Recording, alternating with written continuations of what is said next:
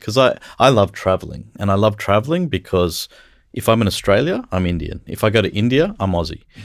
If I go anywhere else in the world, they're like, "Oh my God, that's so cool. You look Indian, but you've got this Aussie accent," and and so I love traveling because I get positive reinforcement from that. So I think if we can, as a nation, and in the US, people love it as well. They're like, "Oh, you're an Indian Aussie,"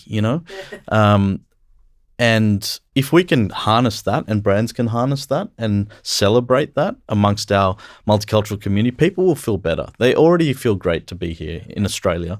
And so we've got this opportunity that we'll either capitalize on or not capitalize on, depending on how we approach it.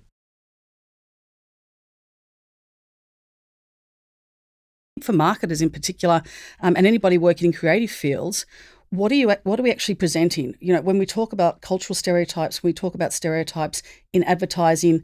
Are advertisers and creatives merely reflecting what they're seeing or do they actually play an agent's role in creating what those stereotypes are?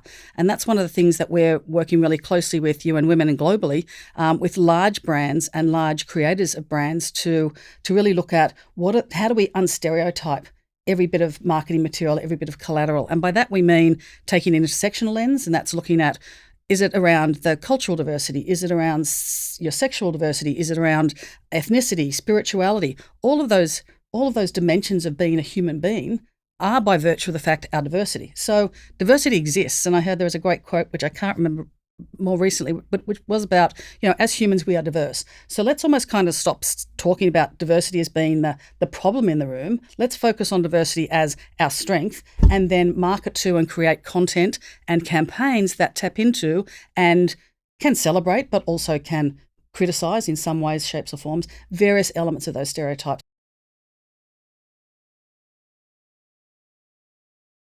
In the next 5 years, we're going to see more than 200,000 people being invited to come to Australia from different cultures, ethnicities and backgrounds that we've never had before.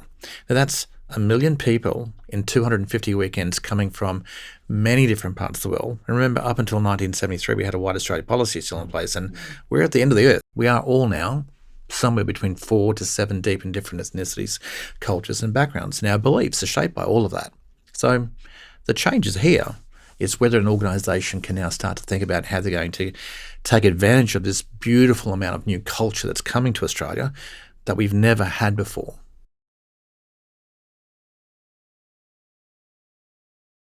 I think it's really authenticity. So I think it's becoming aware of our own biases in a way, and particularly in that creative area. Tapping in with the community, really understanding, what are the things that drive that community. And it's not one community, right? There's different waves of migration. So I'm an Indian who was born in Australia, probably doesn't speak language that well. I can understand it. That's very different to an Indian who's just migrated 5 years ago through an international student visa and is looking for work. So if we can understand these profiles or personas a little bit better, so to use marketing language, if we could get the segments right, then I think it's a hotbed. There's thousands of stories. This country's full of cultural stories that can be told. And if you can flip that into an opportunity and say, we want to be a brand that tells these cultural stories authentically.